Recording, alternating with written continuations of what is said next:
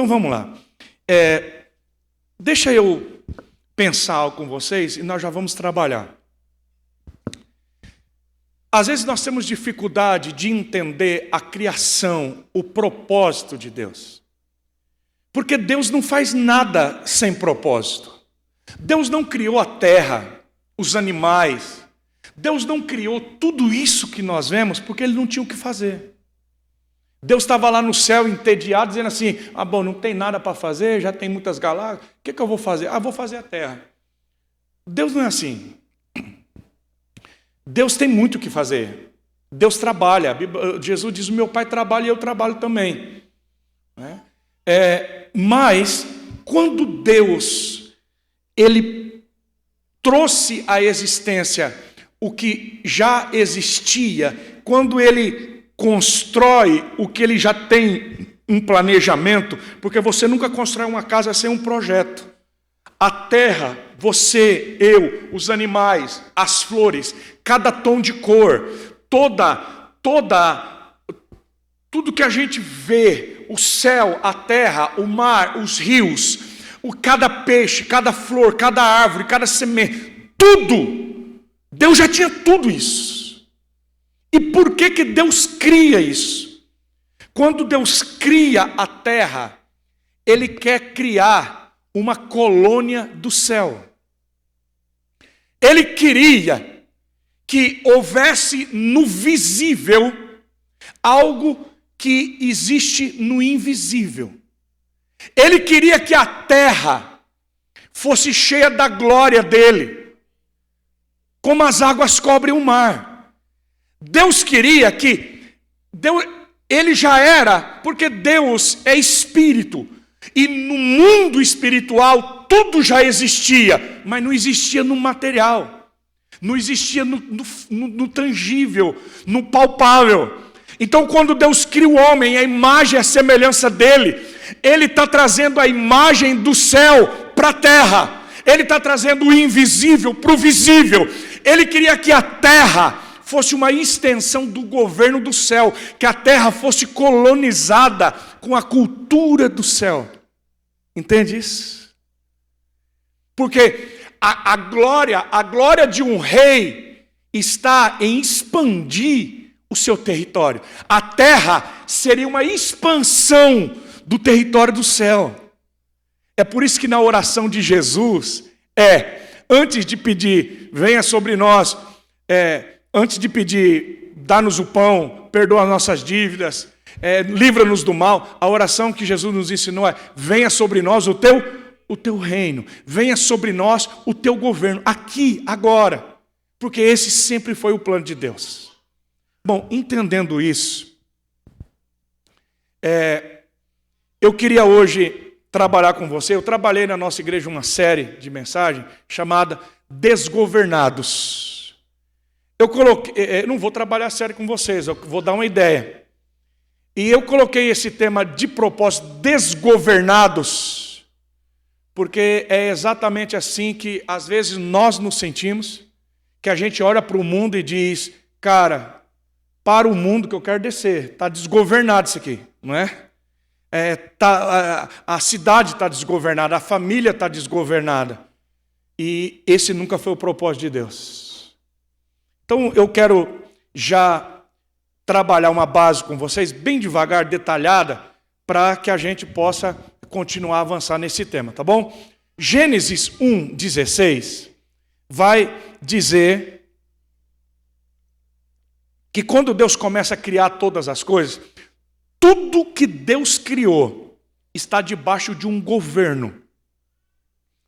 Gênesis 1:16-18 diz assim, e Deus fez os 2 grandes luminares, o maior, que é o sol, para quê? Para governar o dia, e o menor para governar na noite. E Ele fez também as estrelas. Deus colocou no firmamento do céu para iluminar a terra. 18. Governar o dia e a noite, e separar a luz das trevas, e Deus viu que ficou bom. O que Deus faz? Deus já começa estabelecendo governos. Deixa isso entrar no teu coração. Tudo que Deus criou está debaixo de uma ordem, de uma harmonia. Tudo que Deus fez tem um governo. E aí, Deus cria o homem. Vamos lá. Versículo 27. Gênesis 1, 27. E criou Deus o homem. A sua imagem, a imagem de Deus o criou. Homem e mulher os criou. Deus os abençoou. Olha só, irmãos. A primeira coisa que Deus fez quando fez o homem é abençoar. É igual quando nasce uma criança. É lindo isso. Eu me lembro quando a minha filha nasceu. Qual é a primeira coisa que um pai e uma mãe faz quando uma criança nasce? É tirar uma selfie, claro. Estou brincando. Quando a mãe pega o filhinho assim, ela está toda lascada, né? Eu fico com dó das mulheres, porque a mulher sofre. Mas ela está ali, debaixo, às vezes, quando fez uma a cesárea ou normal, não importa. A situação é muito difícil, mas quando o médico entrega e pega, a primeira palavra é: Deus te abençoe, minha filha. Deus te abençoe, meu filho. Não é? O pai pega e diz: Deus abençoe. Foi isso que Deus fez com a gente. Deus libera uma palavra. O que é bênção? Porque às vezes a gente fala as coisas e a gente não para pensar. Né? Existem coisas que a gente sabe para a gente. Um dia perguntaram assim para um homem muito sábio. E ele disse assim: se ninguém me pergunta o que é o tempo, eu sei. Mas quando alguém me pergunta o que é o tempo, aí eu já não sei. Porque eu sei o que é tempo para mim. Mas como é que eu vou falar o que é o tempo? É muito amplo, né? É a mesma coisa quando a gente fala bem assim: Deus te abençoe, Deus te abençoe. O que é bênção? Bênção é uma autorização no mundo espiritual para que Deus haja na vida de alguém. Entende isso? Quando eu digo assim: Deus te abençoe, eu estou dizendo: Deus, libera os teus anjos, Deus age, Deus, eu estou liberando o mundo espiritual para que venha, para que tudo aquilo que Deus tem, o propósito de Deus, venha sobre a vida dessa pessoa. Pastor, o que é uma maldição? O que é uma maldição? Porque o oposto de bênção é maldição. O que é uma maldição? Esse carro é uma desgraça. Não, esse moleque não presta. Meu casamento vai acabar. Não, eu não devia ter casado. Não, essa mulher, mulher miserável. Não, esse emprego é uma porcaria. Olha que salário maldito. O que é isso? Maldição. Murmuração é maldição. O que fez o povo morrer no deserto? Murmuração. Ou você abençoa, da tua boca só sai vida ou morte, ou só sai bênção ou maldição. O que é maldição, pastor? Maldição é uma autorização para que o diabo possa agir na vida de uma pessoa. Então toda vez que você reclama, toda vez que você murmura, toda vez que você lança uma palavra de maldição, você está autorizando os demônios para agir. Por isso que na nossa boca só sai dois tipos de coisa: vida ou morte, ou bênção ou maldição. Isso é muito sério para nós. A primeira palavra que sai da boca de Deus é bênção. Deus, vamos lá, Deus os abençoou. Estamos junto comigo? Quer que eu repita? Gênesis, agora eu estou lendo Gênesis 1, 27. Deus os criou, tal, e Deus os abençoou. 28. Deus os abençoou e lhes disse: sejam férteis, multipliquem-se, encham e dominem, governem, subjuguem a terra. Governem, dominem sobre os peixes do mar, sobre as aves do céu, sobre os animais que se movem sobre a terra. Disse Deus: eis que eu dou todas as plantas que nascem em toda a terra e produzem sementes, e todas as árvores que dão frutos com sementes, elas servirão de alimentos para vocês. Qual é a bênção de Deus? Primeiro, sejam férteis. Deus está dizendo para o homem: eu criei vocês não apenas para gerar filhos. Irmãos, essa fertilidade, quando Deus diz assim: eu quero que vocês sejam férteis, eu quero que vocês sejam férteis de ideias, de pensamento, de criatividade. Eu acho lindo isso, porque eu moro no sítio. E desde criança, o João de Barro não mudou o modelo da casa dele. Muitos aqui nem sabem o que é João de Barro, né? Mas a maioria sabe. O passarinho, o João de Barro, ele faz uma casa de barro na árvore. E é sempre uma casa que tem duas repartições. Ela é redondinha, é linda, uma casinha de barro. Mas desde que eu era criança, em todo o Brasil, o modelo da casa de João de Barro é que nem a Congregação Cristã do Brasil. É tudo o mesmo modelo. É igualzinho. Agora, eu e você, Deus nos deu a capacidade de nós sermos férteis, de podermos criar, de pensar. Só o ser humano tem essa capacidade, que é a capacidade de Deus, de ser fértil, de produzir o que ninguém produziu, de reinventar, de criar. O homem tem esse poder. Ele diz, eu quero que vocês multipliquem. Não é apenas multiplicar no sentido de gerar mais filhos, mas o sentido de multiplicar o que nós estamos recebendo. Nós temos o poder de multiplicar a matéria-prima, de transbordar na vida dos outros. E Deus diz assim, eu quero que vocês governem, que vocês dominem. Sobre o quê? Eu quero que vocês dominem sobre tudo. Olha aqui para mim. Para quem que Deus entregou o governo de tudo? Para o homem. As aves do céu, os peixes do mar, os animais do campo, as árvores, a terra. Eu quero que vocês governem sobre tudo. E você só governa o que você cuida e o que você cultiva. Porque quando Deus colocou o homem na terra, Ele diz, você vai cultivar a terra. Você vai cuidar da terra, você vai proteger a terra. Você só governa o que você protege. Bom, eu estou falando tudo isso aqui e você já sabe. Mas é importante essa base, porque às vezes nós vamos nos perdendo na nossa vida e a gente não entende em que momento, porque eu estou falando tudo isso aqui, parece uma utopia, em que momento o homem se perdeu. Irmãos, o governo que Deus entregou para o homem é tão grande, que olha só, talvez você nunca parou para pensar nisso. No capítulo 2 de Gênesis 19, diz que depois que, vamos ler lá. Gênesis 2,19, quando Deus termina de formar tudo, depois que formou a terra, todos os animais do campo e todas as aves do céu, olha o que Deus faz. O Senhor Deus os trouxe ao homem, para ver como este lhe chamaria. E o nome que o homem desse a cada ser vivo, esse seria o seu nome. Assim o homem deu nome a todos os rebanhos domésticos. O homem deu nome a todas as aves do céu e a todos os animais selvagens. Todavia, e aí ainda a mulher não tinha sido criada. Olha aqui para mim. Por que Deus não facilita as coisas? Porque era mais fácil para Deus. Deus já podia ter feito Adão e registrado na CPU da mente dele, dizendo assim, Adão, eu vou facilitar para você. Eu já criei todas as aves, já criei todos os bichos, eu já vou dar o trem, já com a etiqueta do nome, para a gente facilitar. Mas Deus não faz isso. Deus deu nome para algumas crianças que nasceu.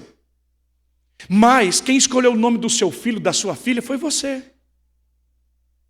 Por que você escolheu o nome do seu filho e da sua filha? Porque Deus entregou o governo, a autoridade dos seus filhos para você. E Deus não pode quebrar princípios. Deus vela pela palavra dele. Quando a Bíblia diz que Deus não muda, irmãos, Deus não muda nos princípios estabelecidos. Deus não pode quando Deus foi jurar para Abraão, Deus não tinha ninguém maior do que ele para jurar. Por quem que Deus jurou? Deus jurou pela palavra dele, porque a palavra de Deus está acima de Deus. Ele não pode voltar atrás do que disse. Ele não pode quebrar os princípios que ele estabeleceu. Quando ele dá o governo para o homem, ele não pode ferir esse princípio. Então, ele entregou o governo e a autoridade dos animais, das aves, para o homem. Então, o que Deus faz? Eu entreguei para você. Então, a responsabilidade de colocar nome, de dar identidade, é sua. E Deus foi trazendo cada animal, cada ave. Não tinha pressa. E Adão foi colocando, essa aqui vai ser vaca. Essa pescoçuda, girafa. Essa ave grandona aqui é o avestruz. E Adão foi colocando. Porque Deus entregou isso para o homem. Para mim isso aqui é maravilhoso. Deus, tudo que Ele criou, Ele estabelece, Ele coloca um governo, Ele coloca um princípio. E quando você quebra um princípio, esse princípio quebra você. Eu vou repetir. Quando você quebra um princípio, não é Deus que quebra você, é o princípio estabelecido. Porque tem gente que fica pensando, eu queimei minha mão no fogo.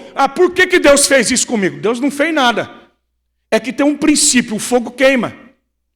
A minha filha pode ser uma criança inocente. Se ela colocar a mão no fogo, não é porque Deus quer que ela queime a mão. Mas é porque ela quebrou um princípio. Você sobe num prédio de 20 andares. Eu sou contra o princípio da lei da atração, da lei da gravidade. Não acredito na lei da gravidade. Então pula do prédio de 20 andares. Se você pula de um prédio de 20 andares e morre, qual é a culpa que Deus tem? Nenhuma. Deus não tem, Gerson. Agora a gente olha, e principalmente muitos crentes que são fatalistas, a gente olha para o Covid e diz, por que Deus está fazendo isso, o Covid? Olha, tem a guerra lá na Ucrânia. Por que Deus está fazendo isso? Meu Deus, é tanta maldade, crianças morrendo, crianças sendo violentadas. Olha, é tanta peste, é tanto vírus, é tanta bactéria. Eu pergunto para você, foi Deus que fez isso? Não, senhores, o homem quebrou princípios. Deus disse para Adão, não coma desse fruto. Adão, tudo que eu criei é para você viver, é para você ter vida abundante. Mas Adão, você é livre. O dia que você não quiser mais me seguir, o dia que você não quiser mais estar debaixo do meu governo, existe um outro caminho. Eu sei que tem muita gente que pergunta assim, Pastor Geto, já perguntaram para mim, Pastor Geto, por que Deus colocou a bendita da árvore de conhecimento do bem e do mal no centro do jardim? Por que não escondeu numa caverna e colocou 2 anjos de fogo assim na porta? Por que Deus fez um negócio desse? É simples, irmãos. Porque não existe amor se não houver liberdade.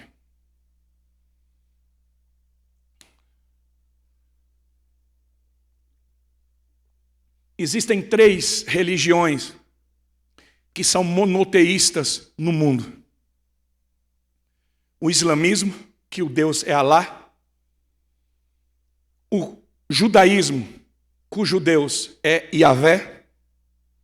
E existe o cristianismo, que nós chamamos de Senhor Deus, o nosso Deus. Que é o Deus que nós estamos adorando aqui. Pastor, Alá é o único Deus? Sim. Yahvé é o único Deus? Sim. Pastor, o nosso Deus, Ele é o único Deus? Sim. Então qual é a diferença, pastor? Presta bem atenção, eu vou voltar, eu sei onde eu estou, tá? Vamos juntando quebra-cabeça. A grande diferença aqui, irmãos, é que nem o islamismo e nem o judaísmo, quando você lê todo o Antigo Testamento, porque o judaísmo não tem um Novo Testamento, se você perguntar, e você lê o Alcorão e perguntar para um islamita, para alguém do Islã, um muçulmano, Alá é amor? Ele vai dizer não. Alá tem amor, mas Alá não é amor. Não existe no Alcorão. Se você perguntar para um judeu, Yahvé é amor? Ele vai dizer não. Porque no Antigo Testamento você nunca vai ler que Deus é amor. Não existe. Agora, quando você pergunta para qualquer cristão, para o cristianismo, qual é a essência do nosso Deus? Ele é mais do que o Criador, do que o Senhor dos Exércitos, do que o nosso Deus, ele não tem, ele é amor. Diga aleluia. Diga, o meu Deus é amor. Porque Deus amou o mundo de tal maneira. Por que nós pregamos esse Deus amor? Por que nós pregamos que o nosso Deus é triuno? Isso dá um nó na cabeça da gente. Porque para o Islã só existe um Deus. Não tem Jesus e não tem o Espírito Santo. Para o judeu só tem Yahvé. Não tem o Espírito Santo e não tem Jesus. Para nós sim. Para nós, Jesus é Deus, o Pai é Deus e o Espírito Santo é Deus. E veja bem, por que aqui não pode dizer que Deus é amor? Porque uma pessoa sozinha, ela não pode manifestar nenhum tipo de amor verdadeiro. Porque ela não tem ninguém igual a ela no mesmo nível. Entende isso? Não, vocês não entenderam, eu vou repetir, eu vou dar um exemplo. Olha só. Lá no Jardim do Éden, às vezes eu escuto crente dizendo assim, e aí, como é que você está? Você está no apartamento? Tô. Você está sozinho? Não, estou com Deus. Já viu isso? Você vai viajar sozinho, pastor Gerson? Ô Gerson, não, vou viajar com Deus. É interessante, porque a Bíblia diz que Adão estava no Jardim do Éden, ele encontrava todo dia com Deus, e Deus disse assim, não é bom que o homem esteja só. Ué, Deus não estava com Adão? E por que Deus disse que Adão estava só?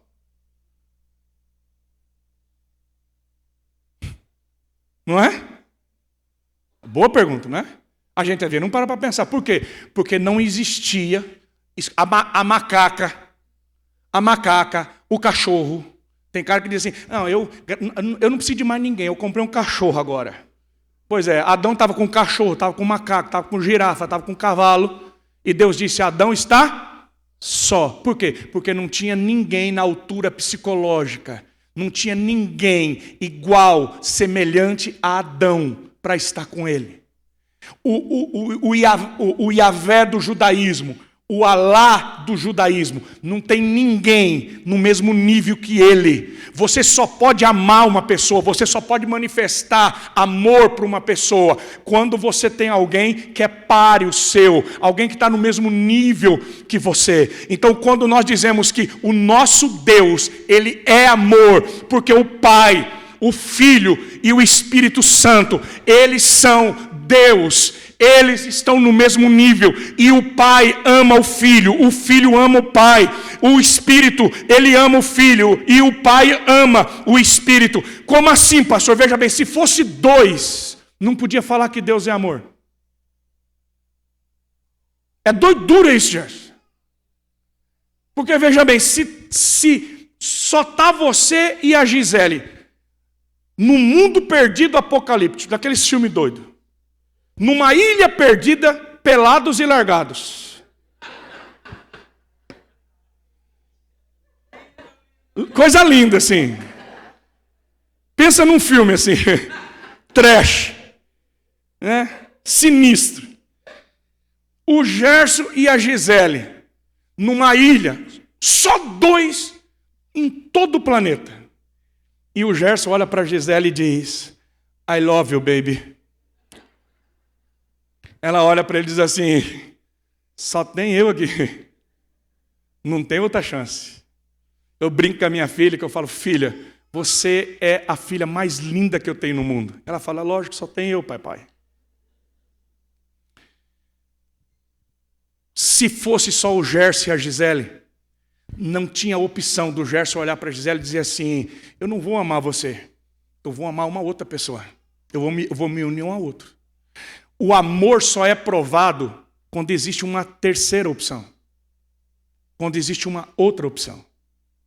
Então, quando o homem e a mulher, o que faz homem e mulher, os dois se tornarem um? O vínculo perfeito é o amor. É o amor que faz homem e mulher se tornar um e gerar. O que faz Pai, Filho e Espírito Santo? Os três se tornarem em um só Deus. É o amor perfeito, irmãos. Deus, ele é amor. O Pai, o Filho e o Espírito Santo, eles vivem em amor.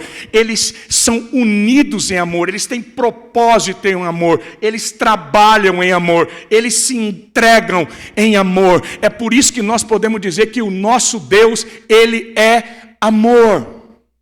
E quando Deus coloca eu voltei na mensagem, o bendito do fruto do conhecimento do bem e do mal, lá no centro do jardim, é porque Deus está dizendo: Adão, Eva, eu quero que vocês me amem, mas vocês são livres, porque só pode manifestar amor quem é livre.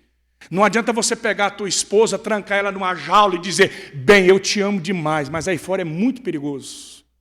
Então eu vou te trancar aqui dentro dessa jaula para você não correr o perigo de deixar de me amar. Se Deus não coloca aquele fruto lá no meio do jardim, o homem não seria livre, porque todo dia, toda vez que Adão e Eva olhassem para aquela árvore e dissessem: eu posso comer, mas eu não vou comer. Por que você não vai comer? Porque eu escolhi Deus. Eu escolhi amar a Deus. Eu escolhi ser fiel a Deus. Ah, mas por que você não experimenta do fruto? É porque o meu Deus disse: não coma. E quem ama é fiel. Quem ama obedece. Quem ama teme. Vocês entendem isso? Aquele fruto do conhecimento do bem e do mal era a única chance que o homem tinha de manifestar o amor, de manifestar a graça. É mais ou menos, Gerson, quando eu vou ensinar a igreja, eu falo isso. As pessoas perguntam assim: ô pastor, Deus é dono do céu e da terra, do ouro e da prata. Por que Deus instituiu o bendito do dízimo? É a árvore plantada no meio do jardim da sua vida. Entende? Deus não precisa do seu dinheiro, Deus não precisa de nada. O que vale mais? 90% ou 10%? O que vale mais? 90% ou 10%? 90%. Mas para Deus, o que vale mais é 10%. Porque, veja bem, se os seus 90 não forem abençoados pelo 10, os teus 90 não valem nada. Porque o pouco com Deus é muito, mas o muito sem Deus não é nada. Aí a pessoa diz: por que tem um bendito do dízimo? Porque todo mês, tem uma árvorezinha lá no meio da tua vida. Entende isso? E aí você tem que olhar e dizer assim: e agora? Meu Deus, tem um aluguel, tem o dinheiro do Uber, tem a prestação do carro. E aí? Presta atenção. Você já imaginou eu e você ter chance de dar alguma coisa para Deus? O que você entrega para Deus que Ele não entregou para você ainda? Eu fiz aniversário agora esses dias e a Estherzinha, minha filha, disse assim: ô pai, eu preciso de R$500. Eu falei: você está doida, minha filha? Você bebeu que boa? Papai, eu quero R$500. Eu falei: filho, não brinca comigo não. O papai, porque o que eu preciso comprar é caro. Aí a minha esposa disse assim: vamos dar o dinheiro para ela. Fiquei meio desconfiado, né? Mas chegou no dia do meu aniversário. Ela veio com um presente. Ela comprou com meus R$500.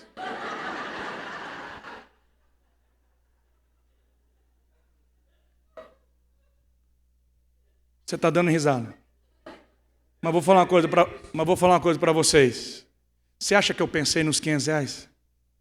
Sabe no que eu pensei? Eu chorei, irmãos, porque eu sei que a minha filha me ama. Ela só conseguiu comprar um presente para mim porque eu dei aquilo para ela. Agora você já imaginou, eu entrego aqueles R$500 para ela e ela vem com um presentinho de R$1,99 e diz: papai, vim trazer uma ofertinha para o senhor aqui. Estou falando isso para você, por favor, não se magoe comigo. Durante muitos anos da minha vida, irmãos, eu olhava para essa árvore do conhecimento do bem e do mal. Eu olhava para o dízimo e eu não conseguia entender que era a única chance que eu tinha de todo mês dizer para Deus: Deus, eu posso ficar com isso aqui. Deus, o Senhor não me obriga a entregar isso. Mas Deus, você sabe por que eu vou entregar meu dízimo? Porque eu te amo, Deus. Eu vou entregar meu dízimo, Senhor, porque o Senhor tem cuidado da minha vida. O Senhor governa as minhas finanças. E eu sei que o 90 que eu vou ficar, ele vai ser abençoado, porque a Bíblia diz que Deus protege, Deus nos prospera, Ele abençoa. Então ninguém é obrigado, mas Deus institui princípios. E quando a gente quebra o princípio, não é que Deus quer fazer mal para a gente, é que o princípio quebra a gente. E Adão e Eva, eles quebram isso. E quando Adão e Eva pecam, Adão decide sair debaixo do governo de Deus. Adão está dizendo, eu quero ser Deus na minha vida. Eu quero governar o meu caminho. Eu quero governar as minhas vontades. Eu quero governar os meus planos. Adão sai, irmãos, do propósito. Quando a Bíblia diz que o pecado é uma queda, é porque assim, sem Deus não tem vida. Imagine que isso aqui é Deus. Então, por que o pecado é uma queda? Porque quando você sai de Deus, você cai. Não tem vida sem Deus. Aqui é um vácuo, aqui é um vazio. Só quando eu estou em Cristo, quando eu estou na rocha, é aqui que Deus governa a minha vida, é aqui que Deus sustenta a minha casa. Quando eu quebro o princípio, eu caio. E aí, quando as coisas ficam desgovernadas, é porque Deus não está no controle. Tudo o que está desgovernado está debaixo de uma influência maligna. E a pergunta hoje é: tem alguma área desgovernada na sua vida? Tem alguma coisa que está descontrolada? Tem alguma coisa que perdeu a harmonia, que perdeu o equilíbrio? Irmãos, um carro desgovernado é só uma questão de tempo. Ele vai capotar. Se você continuar vivendo do jeito que você está vivendo, como serão os próximos anos da sua vida? E eu não vim aqui para julgar ninguém, não vim aqui para jogar carapuz. Eu estou lutando com isso, irmãos, porque eu olho para a minha vida, tem áreas da minha vida que ainda estão desequalizadas, e que eu olho e digo assim, não pode continuar assim. A minha saúde não pode continuar assim. As minhas finanças não podem continuar assim. Existem coisas nas minhas emoções que eu digo, não é assim. Deus me fez para que eu vivesse uma vida, e uma vida em abundância. 1 João 3,8 diz assim, 1 João 3,8: aquele que pratica o pecado é do diabo, porque o diabo vem pecando desde o princípio.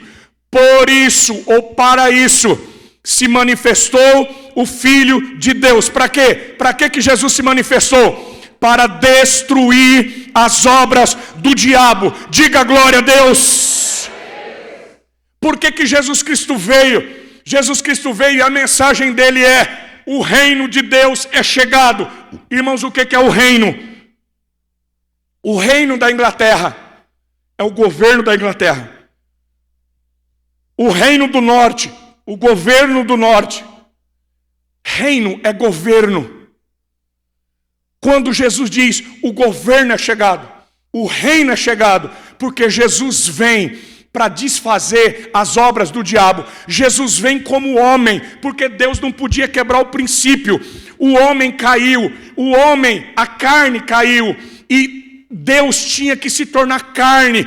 Deus não podia tomar autoridade como Deus, ele podia fazer isso, mas Jesus se encarna, torna um de nós, ele vem como o segundo Adão, e ele morre na cruz como homem, como o segundo Adão, e ele vence a morte, ressuscita, toma das mãos do diabo as chaves do inferno e da morte, e depois de ressuscitado ele diz, todo o poder me foi dado no céu, na terra e debaixo da terra. Por isso todo joelho tem que se dobrar, toda língua tem que confessar, só existe um Senhor, e o nosso Senhor se chama Jesus de Nazaré. Dê um aplauso a ele essa manhã.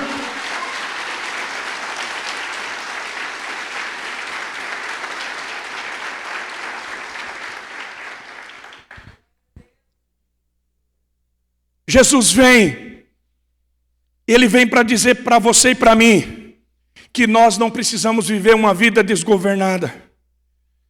Quantas pessoas já bateram, já capotaram, já se arranharam? Quantos já perderam família, filhos? Porque em algum momento o governo saiu de controle. Princípios foram quebrados. E eu não tenho hoje condições de trabalhar com vocês toda a série, mas eu quero trabalhar um tema só. Pastor, como é que tudo começa? Pastor, como é que eu reequilibro a minha vida? Pastor, como é que eu começo assumindo esse governo? Nós precisamos hoje, aqui e agora, deixar que o Espírito Santo de Deus governe a nossa vida. Diga comigo, o Espírito Santo. Quando Paulo escreve aos Tessalonicenses,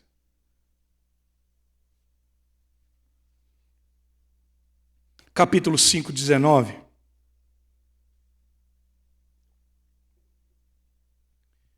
Primeira Tessalonicenses 5, 19.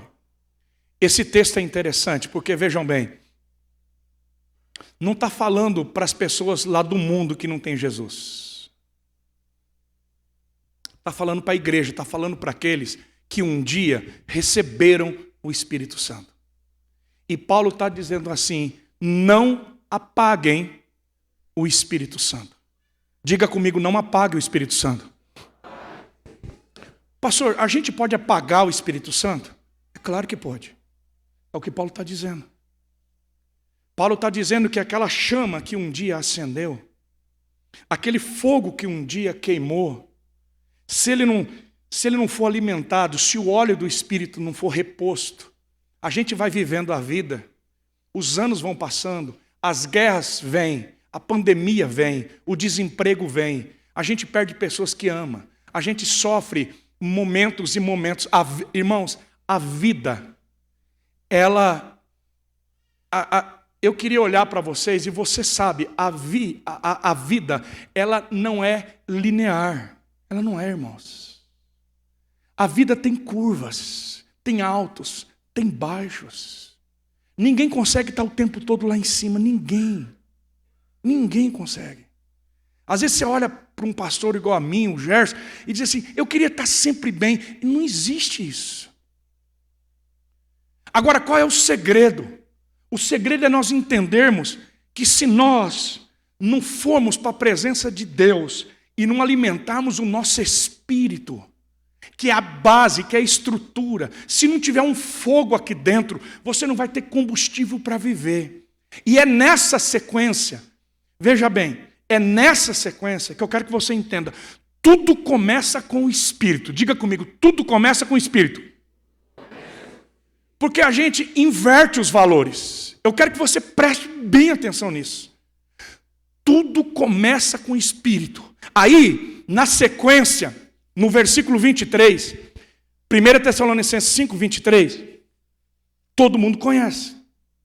Diz assim, ó, e que o Espírito da paz, que o Espírito do próprio Deus da paz, ou seja, o próprio Espírito Santo, que o próprio Deus da paz os santifique inteiramente. Aí eu não sei como é que está no telão de vocês, quando nós lemos no versículo 19, diz assim, não apague o Espírito, é com letra maiúscula, é Espírito de Deus, Espírito Santo. Aí, é porque está tudo com letra maiúscula, onde eu estou lendo aqui, eu não sei como é que está para vocês. Mas, agora no 23, esse no 23 é Espírito com letra minúscula, que está falando agora do Espírito do homem, do teu Espírito e do meu. E que o próprio Deus da paz os santifique inteiramente e que todo espírito, alma e corpo de vocês. Diga comigo, espírito, alma e corpo. Está falando de você e de mim. Espírito, alma e corpo de vocês sejam preservados irrepreensíveis na vinda de nosso Senhor Jesus Cristo. Diga aleluia. Pastor, por que o senhor está falando tanta coisa que a gente já sabe? Para estabelecer princípios. Veja bem, o que vem primeiro, pastor? Espírito. Primeiro vem Espírito. Nós que somos crentes, principalmente os cristãos evangélicos, porque nós temos várias linhagens de cristãos, ortodoxos, católicos, tal. Mas nós temos uma tendência muito grande, principalmente quem vem de uma linha mais pentecostal, de nós olharmos muito a questão do espírito. Mas Deus não está preocupado só com o nosso espírito. Tudo começa com o espírito. Mas Deus diz que o Espírito de Deus, o Deus da paz, santifique vocês inteiramente. Porque assim como Deus é Pai, Filho e Espírito Santo, eu e você somos espírito, corpo e alma.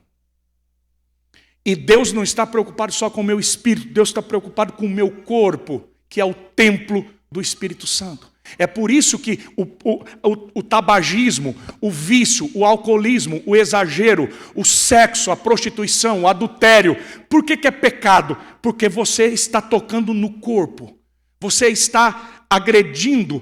Por que matar? Por que agressão? Por que a violência é pecado? Porque você está atacando o corpo. Esse pó é pó, vai voltar ao pó, mas Deus está preocupado. Por isso que tem um dom da cura, o dom de milagres. Por que nós sentimos? Por que Deus vai ressuscitar a gente e nós vamos ter um corpo? Porque o corpo para Deus é importante. E a minha pergunta é: tem alguma coisa desgovernada no teu corpo?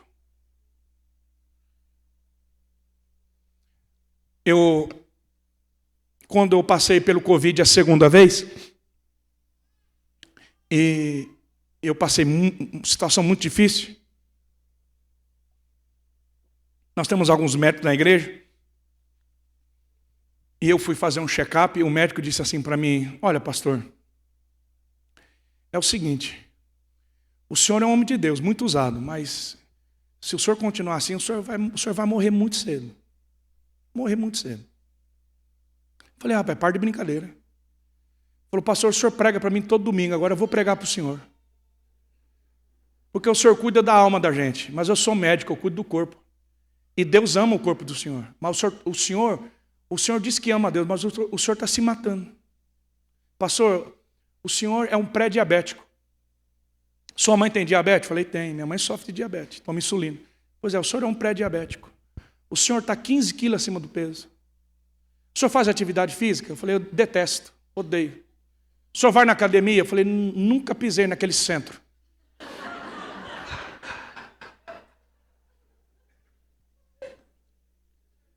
Não gosto, irmãos. É verdade, não gosto. Eu tenho raiva daqueles caras bombados aqui.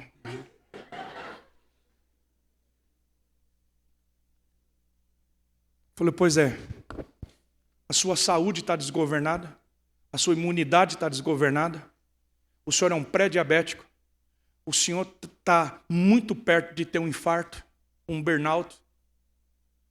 Se o senhor não fizer atividade física, o senhor não tem nenhum tipo de musculatura nas costas. O senhor vai entrevar e o seu futuro é numa cadeira de roda. O cara jogou duro comigo, cara. Irmãos, é difícil para um pastor ouvir isso. Sabe por quê? Porque a gente é crente, a gente diz assim: eu não bebo, eu não fumo, mas tem crente que está morrendo de comer. O Gerson sabe. Nós temos Não, pelo amor de Deus. Não. Deixa eu terminar, pelo amor de Deus.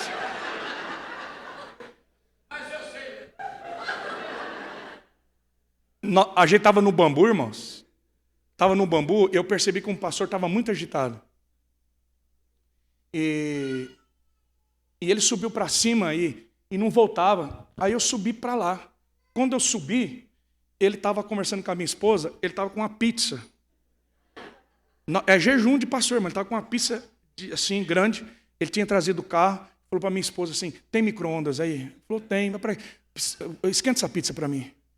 Falei: pastor, o que está acontecendo? O senhor tem algum problema de saúde? Ele falou: não, rapaz, a minha mulher ligou. Está acontecendo um problema com o meu filho lá em casa, eu estou ansioso, eu preciso comer, cara, tem que comer, eu preciso comer alguma coisa. Eu sempre tenho uma reserva, tenho uma pizza no carro.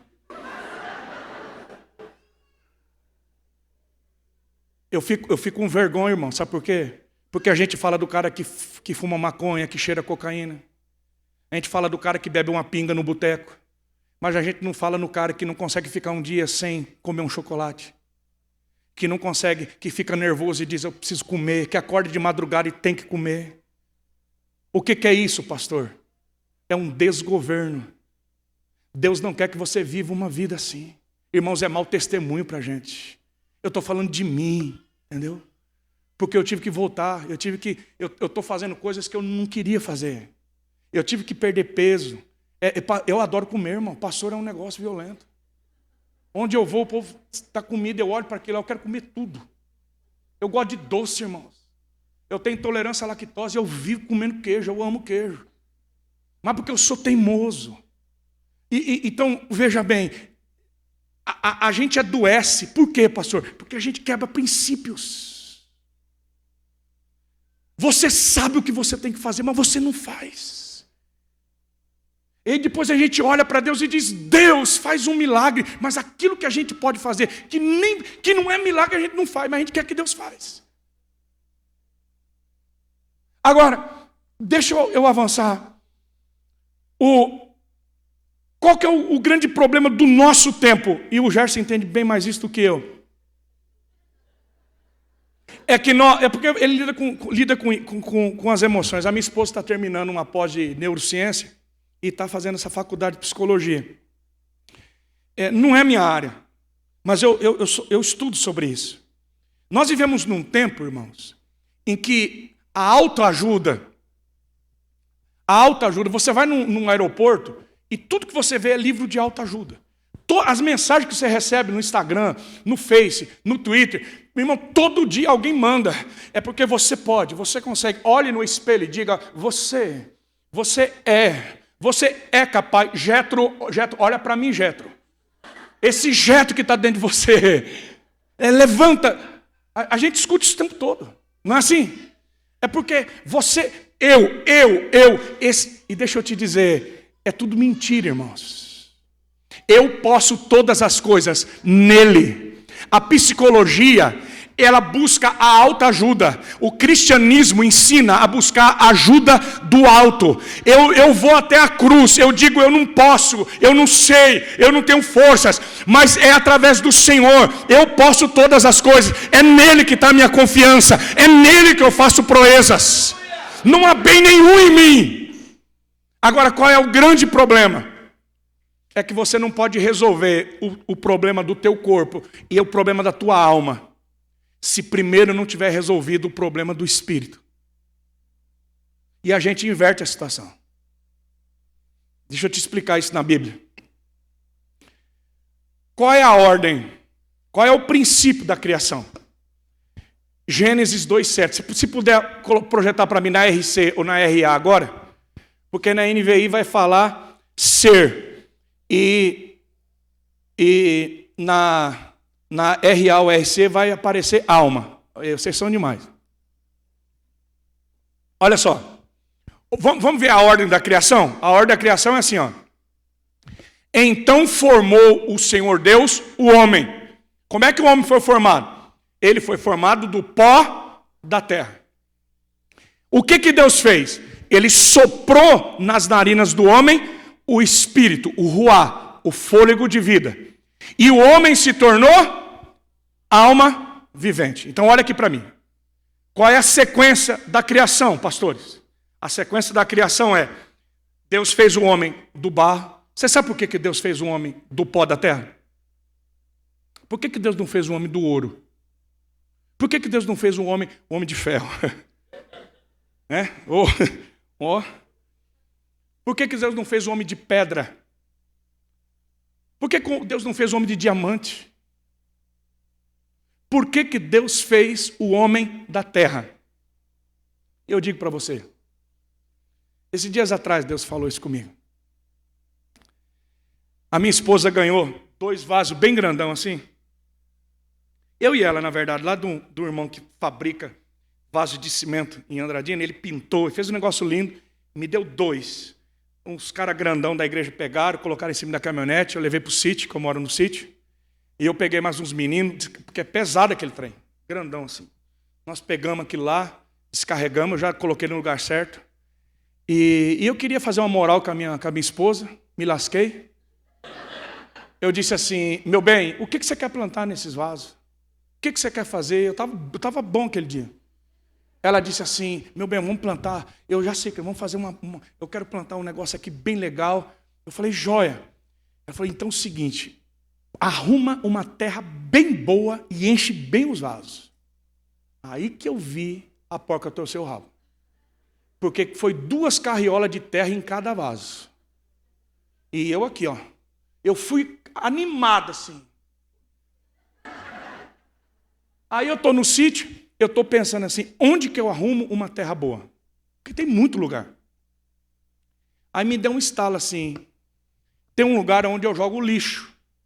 Eu queimo. O que vai, às vezes, estrume do cachorro, a coisa, a gente vai juntando lá bem no fundo do barracão, e aí vem folha, papel, tudo, sujeiraiada, lixo.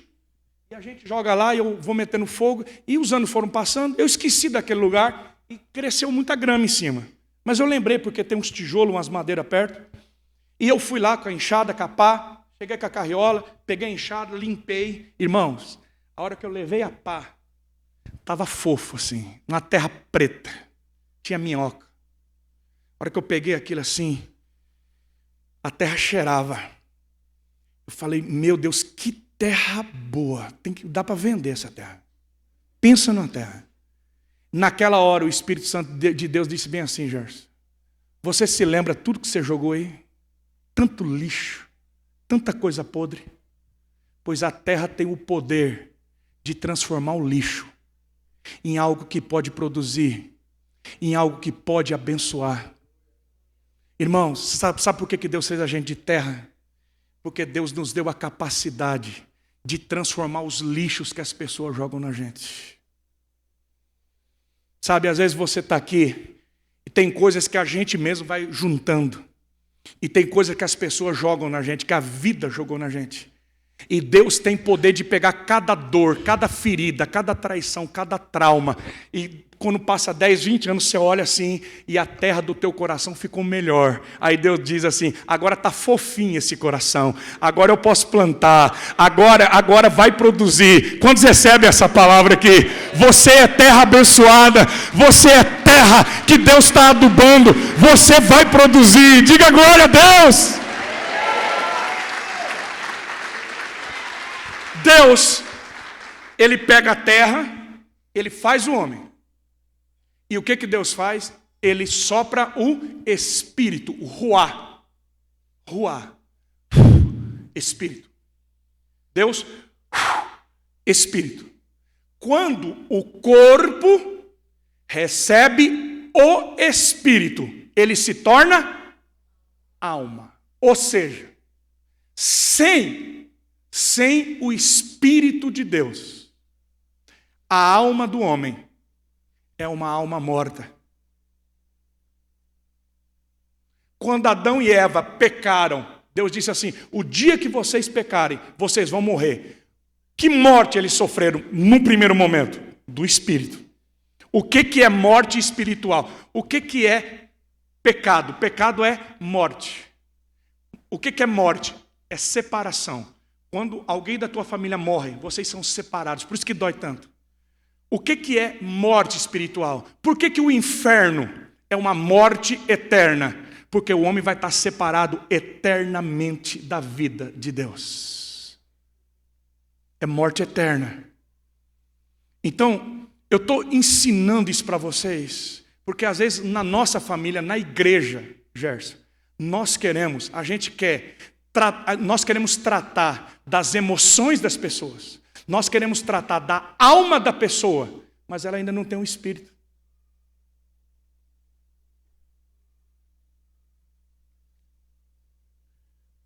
Uma pessoa que não entregou a vida a Jesus, uma pessoa que não tem o Espírito Santo, ela nunca vai conseguir resolver os problemas da alma dela.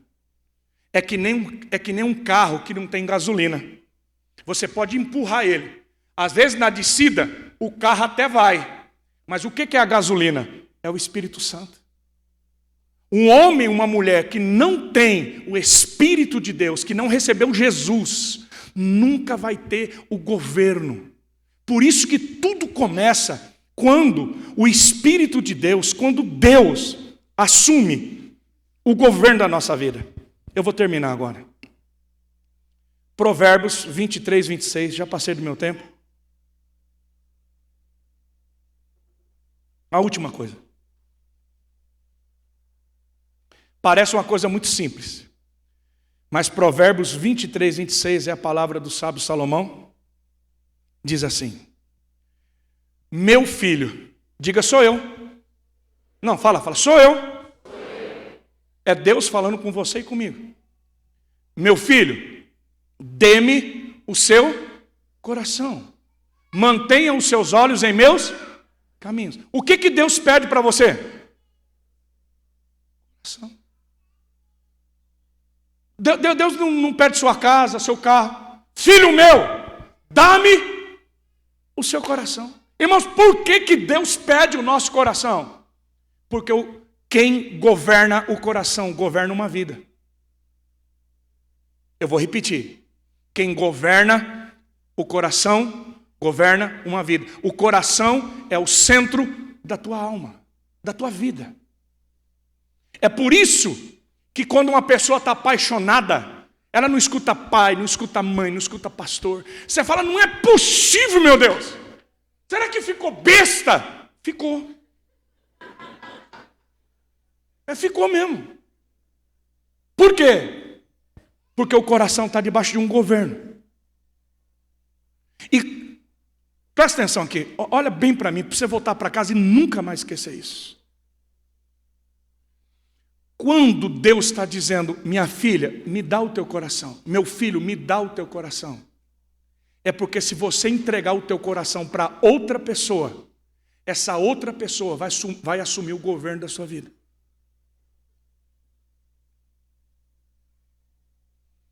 Esses dias atrás chegou uma moça no meu gabinete e ela disse, pastor, ora por mim.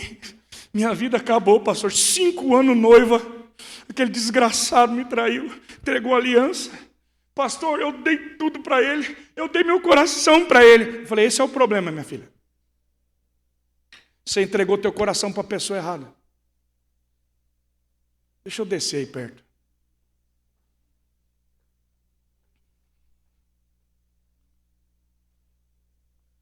Presta bem atenção. Escuta com muita atenção. O Senhor, eu, nós, a gente não consegue governar nem o coração da gente. Como é que a gente pode governar o coração de alguém?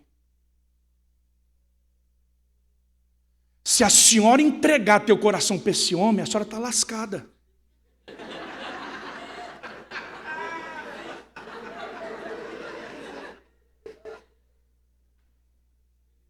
Vocês estão dando risada, mas é isso, irmãos. Porque é isso que a gente faz. Nós não conseguimos governar nem o nosso coração. Aí você diz, olha, eu estou te entregando, meu coração é teu. Se ele não cuida do dele, como é que ele vai cuidar do seu?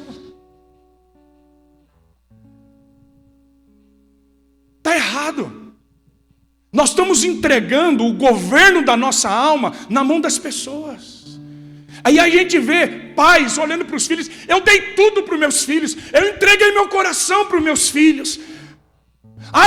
Eu fiz tudo pela minha mãe, e tem que fazer, mas Deus está dizendo, filha minha, meu filho, entrega teu coração para mim. Por quê? Porque, escuta bem, quando eu entrego o meu coração nas mãos de Jesus, quando o meu coração está debaixo do governo do Espírito Santo, Ele me capacita para amar minha esposa, para amar minha filha, para amar meus irmãos. Fala para mim, tem alguém melhor para governar o teu coração do que Jesus? Agora a minha pergunta é, para quem que você entregou o teu coração?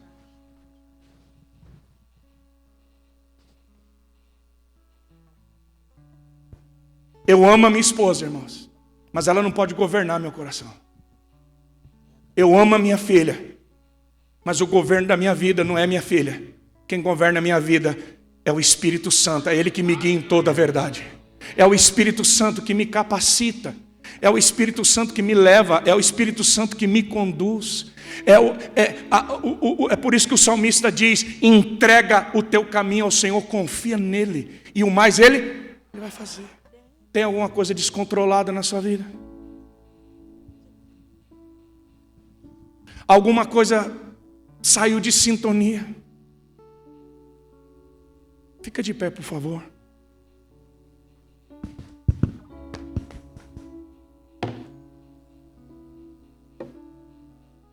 Eu queria orar com você. Eu não sou melhor do que nenhum aqui.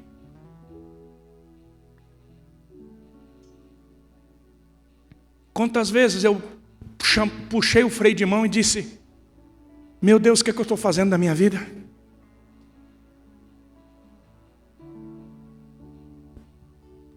O maior perigo da nossa vida é quando tudo está dando certo. Porque quando tudo está dando certo, a gente nem para. São os momentos mais perigosos da nossa vida, são as primaveras. Foi o que aconteceu com Davi. Ele estava na primavera, o melhor momento.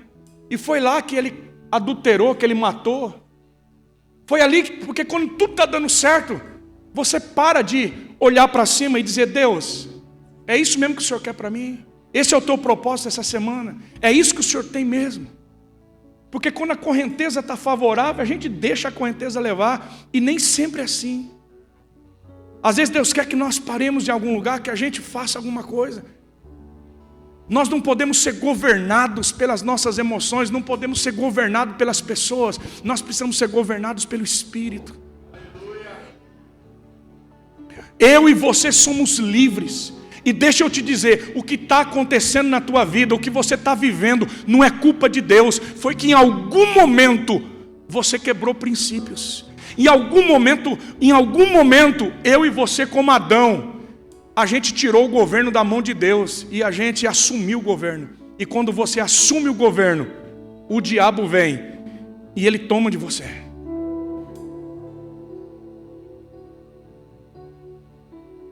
Vamos cantar uma canção. Eu queria orar. Se você veio aqui essa manhã e diz: Pastor Jetro, é comigo. Eu nunca imaginei que a minha vida fosse acontecer o que aconteceu. Eu nunca imaginei que pudesse desequilibrar assim. Talvez o que está desgovernado na sua vida são as finanças ou as emoções. Sabe, meus filhos, o depressivo, ele vive no passado. O ansioso, ele vive no presente. Desculpa, o ansioso vive no futuro e ele não consegue desfrutar do presente. Eu vou repetir. O depressivo, ele está preso no passado. O ansioso, ele está preso no futuro. E você não tem um futuro e também não tem mais o passado. Tudo que você tem é um presente. E existem pessoas que estão tão desgovernadas que elas não conseguem viver o presente, o agora, porque elas estão vivendo nesses extremos. Existem pessoas ansiosas que não conseguem dormir mais. E você não pode mudar o teu futuro se você não plantar agora. E você não pode mudar o teu futuro se você viver no passado. Por isso que tem gente que não sonha mais, que não sabe mais onde vai chegar, porque está desgovernada a coisa. Nós estamos terminando junho de 2022. Nós já vamos entrar no segundo semestre. A minha pergunta é: o que você viveu até aqui? Onde você vai chegar? Eu queria orar com você. Obrigado por assistir mais um dos nossos cultos online. É muito bom ter você conosco. É muito bom poder contar com você do outro lado. Mas queremos você aqui, visitando a comunidade Batista Mahanaim. Portanto, vem conosco. Os nossos cultos acontecem aos domingos, às 8 horas da manhã e também às 18 horas, comecinho da noite. Aonde nós ficamos? Aqui, na Avenida Cruzeiro do Sul, 360, Roxidale, Osasco, São Paulo. É sempre um prazer poder, junto com você, adorarmos e celebrarmos o Senhor em comunhão, ok? Nos acompanhe e continue nos acompanhando nas nossas mídias sociais. É muito bom ter você nesse caminho, nesse processo. Uma ótima semana. Deus abençoe a sua vida, família, trabalho. Até a próxima.